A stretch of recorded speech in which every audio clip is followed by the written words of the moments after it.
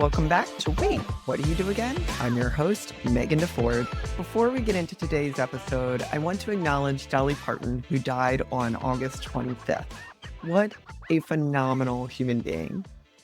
There are so many ways to talk about her legacy: the songwriting, the voice, the humor, the philanthropy, the Imagination Library, Dollywood, Moderna, the Rhinestone. She was iconic because she was completely herself. There's a fantastic podcast called Dolly Parton's America. It's from Jod Abumrad and Shima Olier, and I'll put it in the show notes. It's a great listen, and it really goes through her absolutely incredible life. But in thinking about today's topic, I was thinking about Dolly, really. She was a woman who seemed to spend her life giving herself permission and in turn giving other people permission too. She gave herself permission to leave rural Tennessee and to go to Nashville. She gave herself permission to leave the Porter Wagoner Show when she knew that she needed a solo career, even though Wagoner did not want her to go. Permission to cross over from country into pop and movies and business. And she didn't wait for everybody to agree that she belonged there. She just claimed it, right? She famously told Elvis Presley no. Elvis wanted to record I Will Always Love You, which sounds like the kind of opportunity you would absolutely not turn down, except his team wanted half of the publishing rights. And she said no.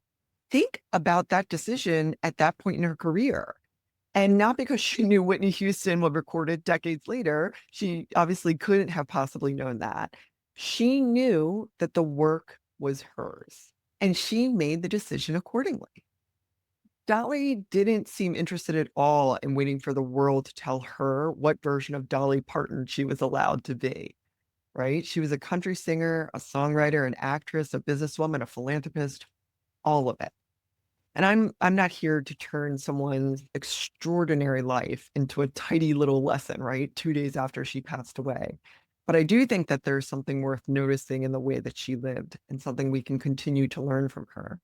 She took herself seriously enough to make choices before everyone else in the room understood them. And I think that is absolutely part of her legacy. So, with Dolly in mind and in our hearts, I want you to think about something you want right now, not someday, not some sort of like vague dream sitting beautifully on your Pinterest board or vision board, something you want to do. Maybe it's applying for the job or raising your rates, calling yourself a writer, pitch the idea, book a trip, start dating, stop dating, wearing the bikini, whatever it is, right? Whatever it is, it's yours. And now I want you to notice the sentence that comes immediately afterwards. Because for a lot of us, it sounds something like, can I do that? Am I qualified enough? Is it okay if? Who am I to XYZ? Or actually, one of my personal favorites, maybe I should wait until what? Until someone emerges from behind a curtain with a clipboard and says, "Megan, we've reviewed your materials and congratulations. You may now proceed with your own life." Because apparently we are all still in elementary school waiting for someone to sign the permission slip for our field trip in life. And I want to talk about that today because we throw the phrase imposter syndrome around all the time. And I think a lot of us have truly experienced it. And yes, sometimes those questions, those what ifs, who am I allowed to, is imposter syndrome. But sometimes I don't think you believe you're a fraud. I think you're waiting for permission, and those aren't exactly the same thing. So let's talk about what imposter syndrome is. Technically, researchers usually call it the imposter phenomenon, not imposter syndrome. It's not a psychiatric diagnosis. It came from psychiatrists Pauline Clance and Susan Imes in 1978. Think about that time, 1978. They were studying accomplished women who, despite having degrees, awards, professional recognition, all kinds of objective evidence that they were good at what they did, they still struggled to internalize their success. They attributed their accomplishments to luck or to timing or to working harder than everyone else. And maybe they did work harder than everyone else, but basically Sure, I did it, but that doesn't mean I'm necessarily good at it. Because imposter feelings aren't really a lack of evidence issue.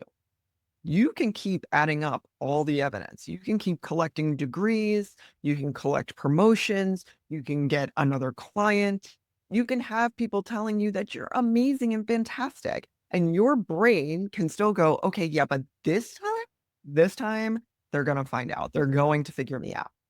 The original Clance and Imes work actually observed that repeated success alone was not enough to break that cycle, which is really fascinating because we talk about doing the reps. We assume that confidence works like a rewards program, like your Kohl's Cash or whatever. Collect 10 achievements, retain them for self belief.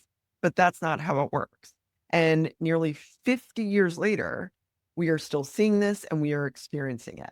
A 2020 KPMG study surveyed 750 executive women who were within steps of the C-suite, right? They're middle management, upper level management. 75% said they had experienced imposter syndrome at some points in their careers, which makes sense, right? But these were not women who were sitting around wondering if they had potential. They had receipts.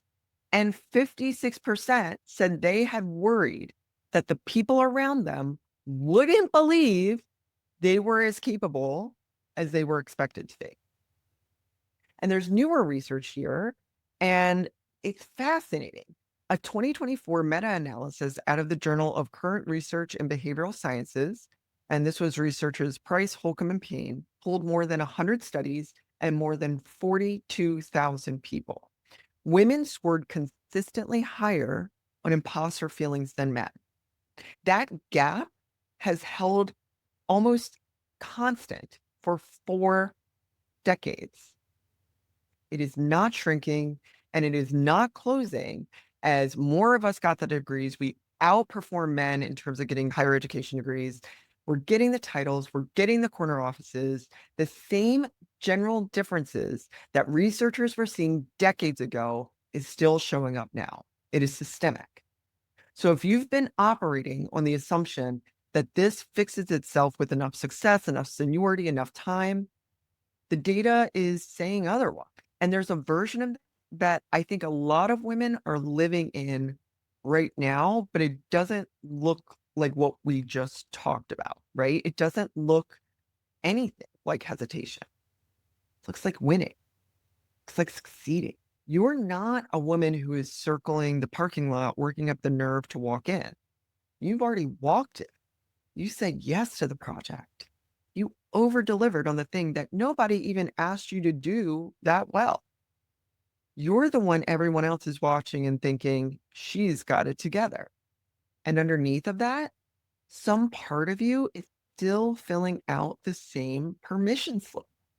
You've just gotten better at disguising the waiting as ambition. Because the original research on this, the 1978 Clance and Imes work, didn't just find that high achieving women doubted themselves, it looked at what they did about it. And one of those responses was diligence. So overwork, proving it, prove it again, prove it so thoroughly that no one could find a gap, which means the next thing has to be just as hard or harder forever until you die. Amen. No, that's not a confidence problem. That's a permission slip that you're trying to earn through output instead of deciding you already have it. So yes, this is a real thing. It shows up in different ways, but we have to be careful about what we do next, right?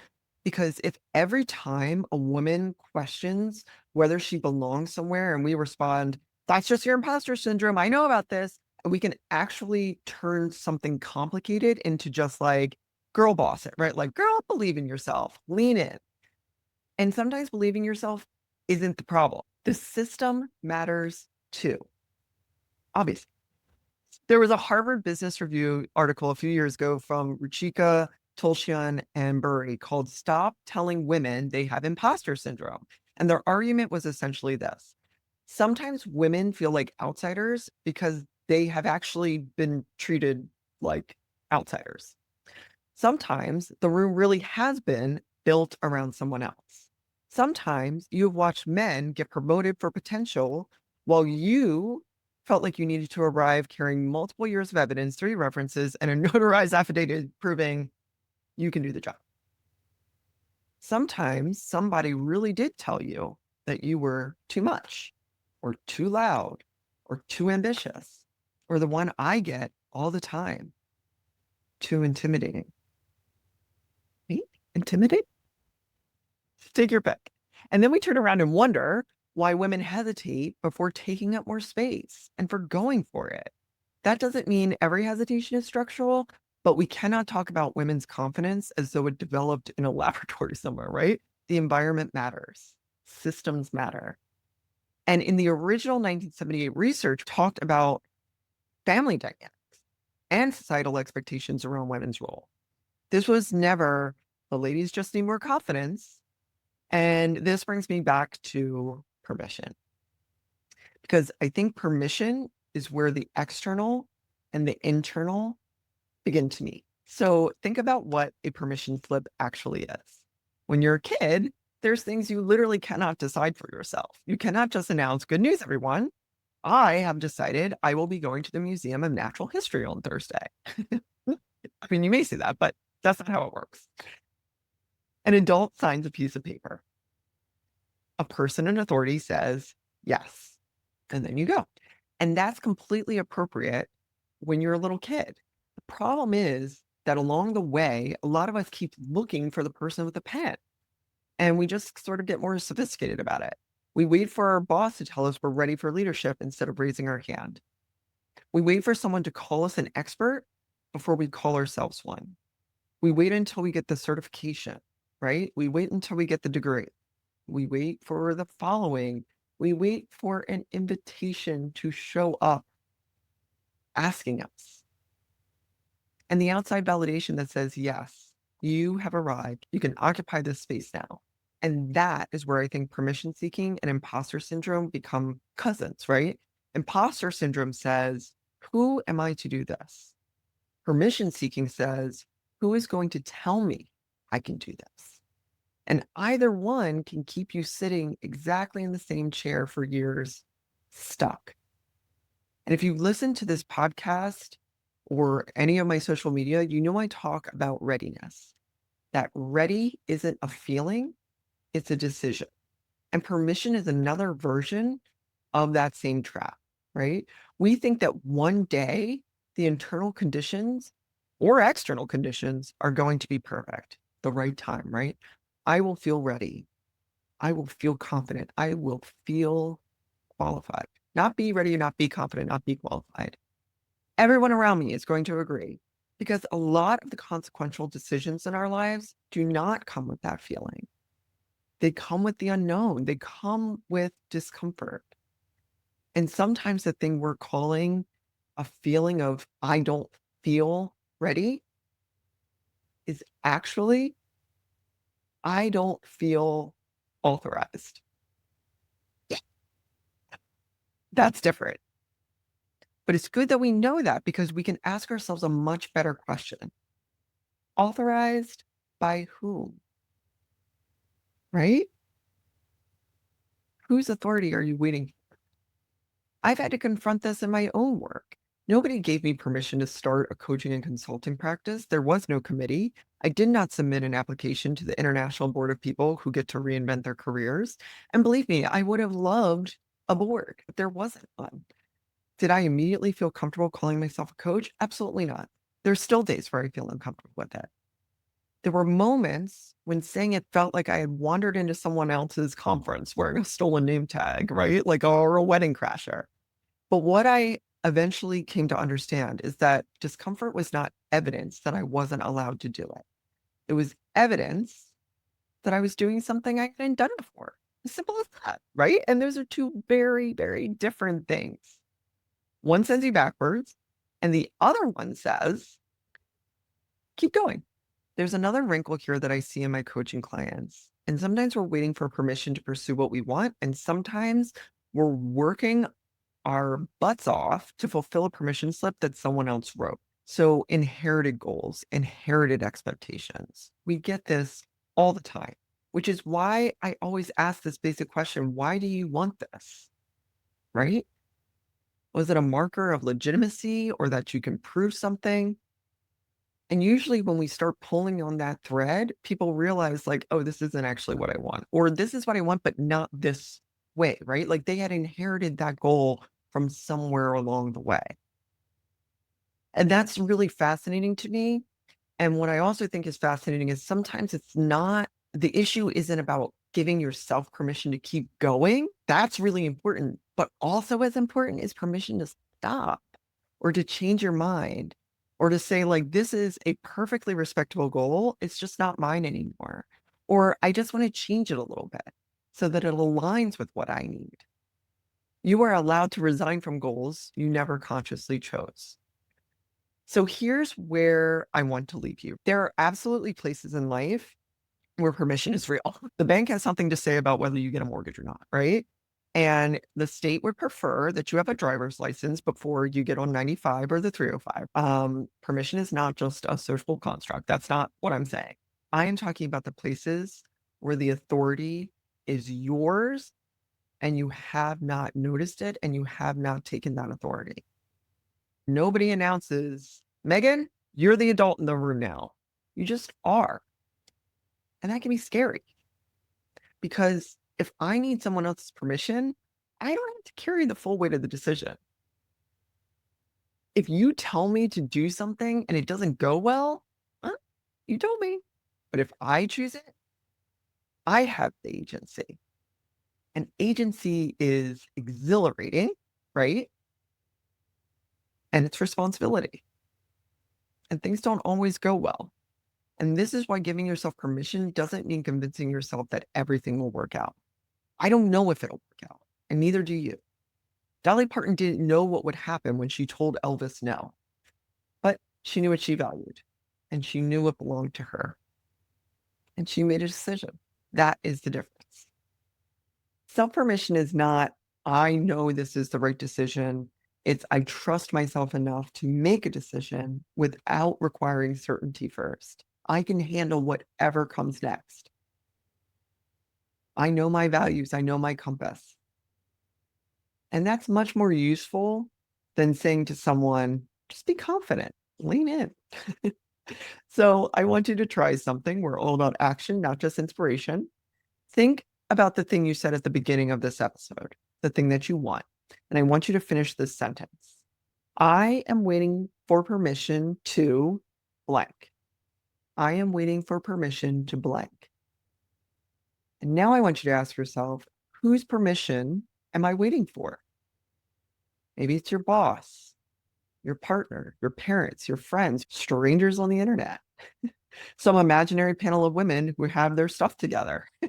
I want to meet that panel as well. But be specific, okay?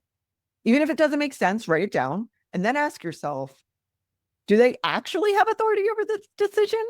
Maybe they do. If they do, that's useful information. But maybe they don't. And if none of that fits, if you can't point to a single person that you're actually waiting on, ask yourself this instead.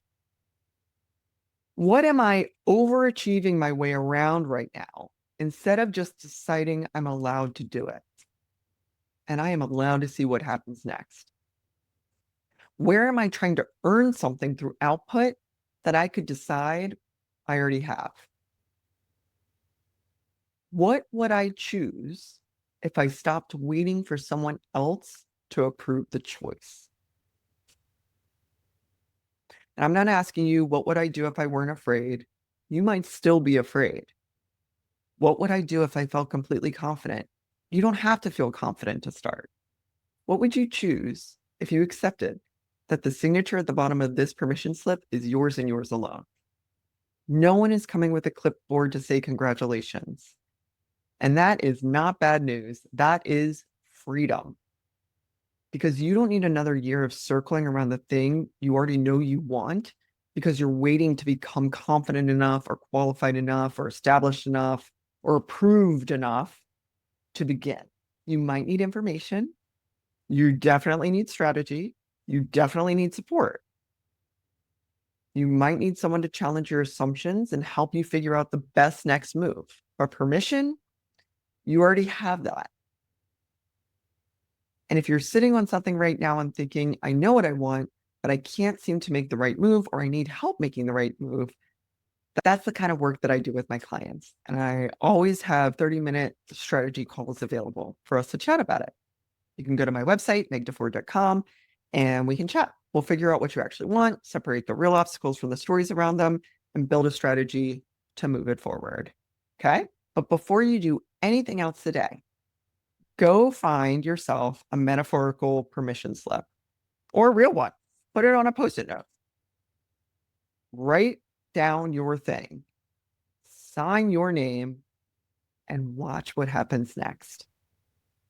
Until next week, be kind to yourself and others. Thank you so much for joining in. I love our time together. Rate, review, subscribe. You can follow on Instagram, on TikTok. And if you want to chat about what you're working on and how I can help, go ahead and book a strategy call. It's 30 minutes, it's free, and it's a good time. All right. See you next week.